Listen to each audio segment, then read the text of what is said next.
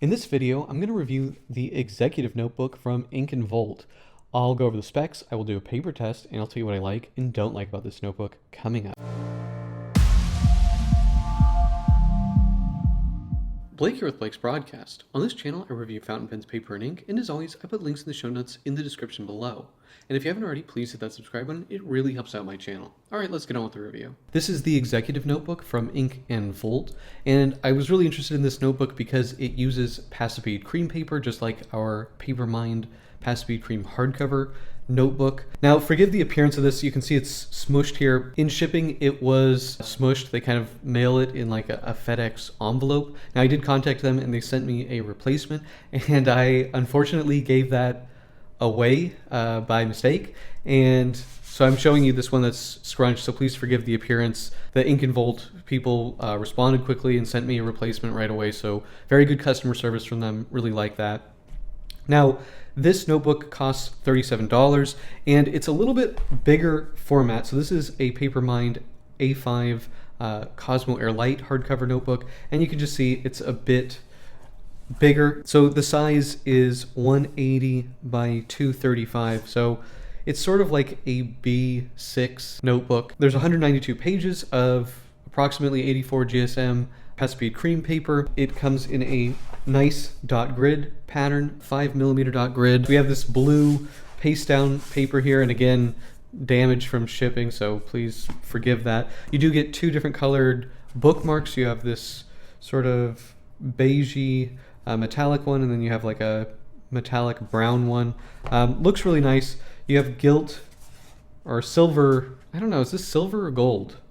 I think it is silver.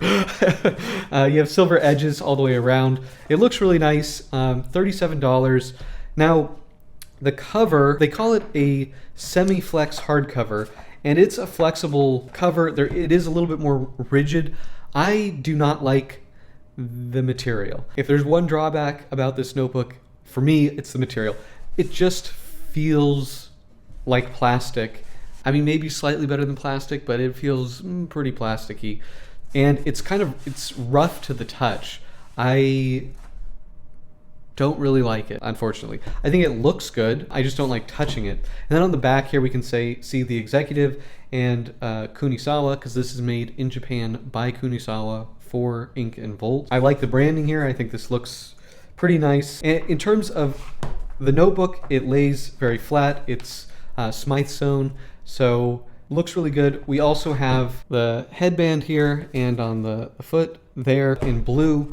Really nice. This is a really well put together notebook. I really like it.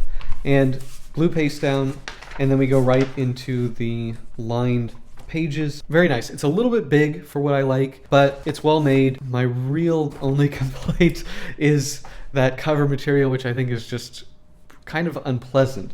Now, in terms of paper performance, there's really not a lot to say here. It's excellent, just like the Papermind passepied cream paper. You do get some sheen. I see, yeah, no feathering. Everything on the face of this looks really good. And then on the back, zero bleed from any of the fountain pens. No bleeding. Even the Pilot 6mm parallel worked just fine.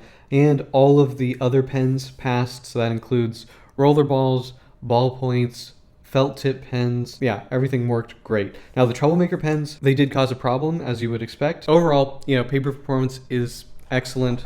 This is quite a nice notebook. So what are my pros and cons for the executive notebook by ink+volt? Well, I really like this notebook. It uses passepied cream paper, which is one of my favorite papers. If you like really smooth paper, this is pretty hard to beat. Now, I recommend the Papermind passepied cream notebook over this one, but this is a really nice one. It's made really well. I have no faults in the way that it's put together. Very flexible binding. It lays flat. It's stitched. You do get two bookmarks, which I really like.